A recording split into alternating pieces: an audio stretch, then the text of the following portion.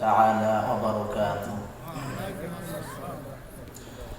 إن الحمد لله الأكرم الذي خلق الإنسان وكرم وعلمه من البيان ما لم يعلم، فسبحان الذي لا يحصى امتنانه باللسان ولا بالقلم، ونشهد أن لا إله إلا الله وحده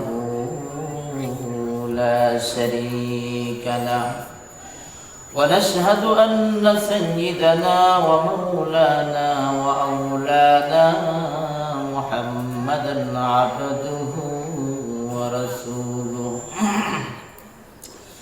فقد قال الله تعالى وتبارك في كلامه المجيد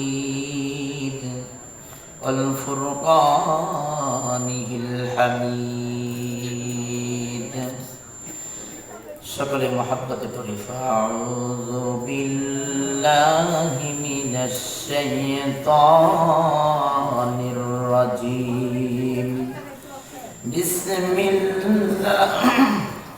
বিসমিল্লাহির রহমানির রহিম।